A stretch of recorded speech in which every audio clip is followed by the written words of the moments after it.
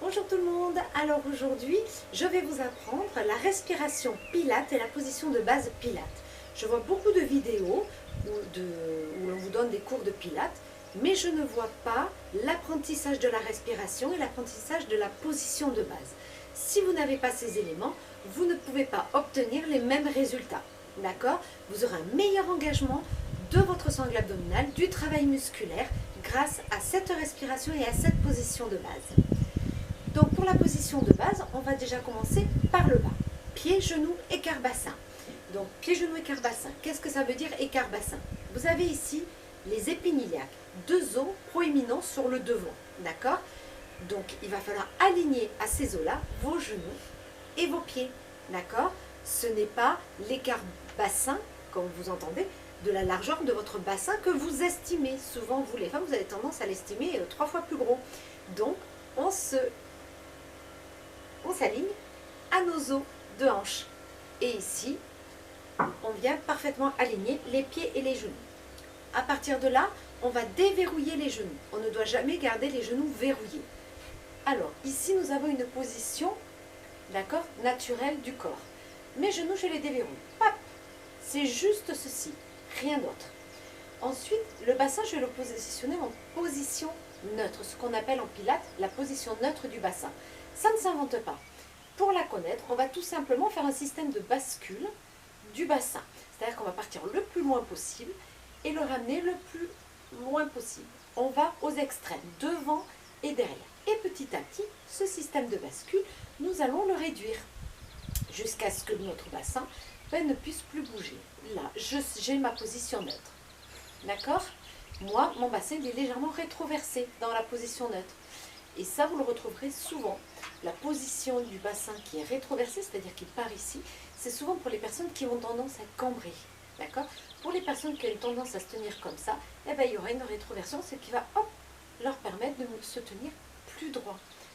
D'où l'importance de la position de base. D'accord? Ce qui va permettre d'engager, déjà dans un premier temps, une partie de la sangle abdominale. Très bien. Nous allons remonter nos épaules ici, nous allons devoir les descendre.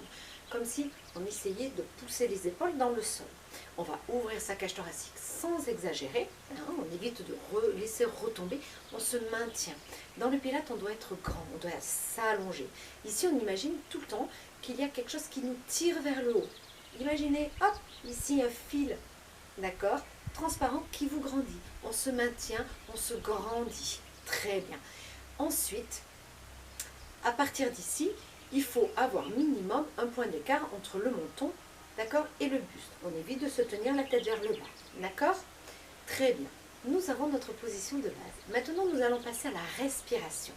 La respiration pilate.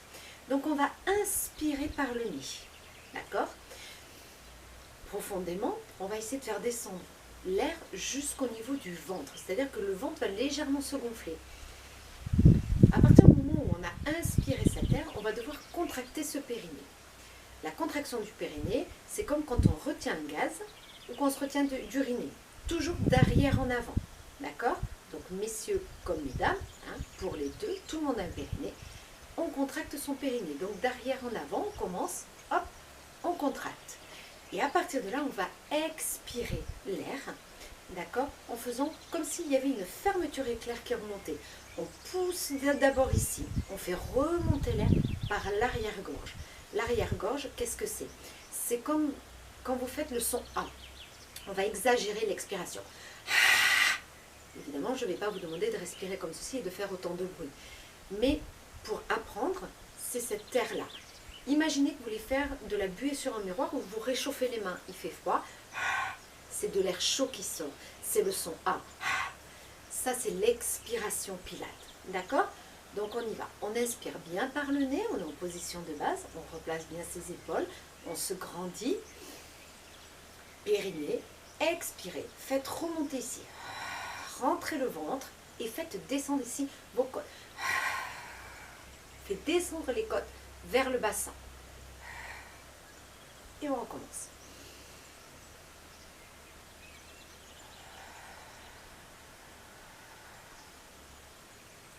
Très bien. Là, vous allez sentir le ventre qui va se contracter. D'accord? On va travailler toute la partie de la sangle abdominale. Le Pilate, c'est vraiment sur le centre du corps. Le centre du corps, c'est tout ça. D'accord? Et on va travailler particulièrement le transverse qui se situe ici sur le bas du ventre, qui est le muscle le plus profond de la sangle abdominale. Bien évidemment, on va travailler tous les autres. Très bien. On va rajouter quelques petits mouvements juste pour vous habituer. D'accord? On inspire par le nez. On contracte son périnée. On expire par l'arrière-gorge en ramenant le menton vers la poitrine. Tout en continuant à baisser les épaules. D'accord? On ramène le menton. Et vous allez sentir l'étirement qui va partir du milieu des omoplates et qui va remonter. Vous allez étirer entièrement vos cervicales. On a souvent tendance à voir ça. Oh, non, non. Hein. On se maintient, les épaules sont vers le sol et on tire bien le menton. On essaie de le ramener au milieu de la poitrine. D'accord? Et on expire. Et on inspire. Encore. Vous expirez. Vous inspirez. Très bien. Je vous laisse vous entraîner sur la respiration Pilate et sur la position de base que vous devrez prendre systématiquement, que vous soyez assis, debout, couché. Et vous verrez que les cours Pilate ne se passeront plus jamais pareil. Je vous dis à très bientôt sur ma chaîne YouTube Laurence Vénusté. Merci.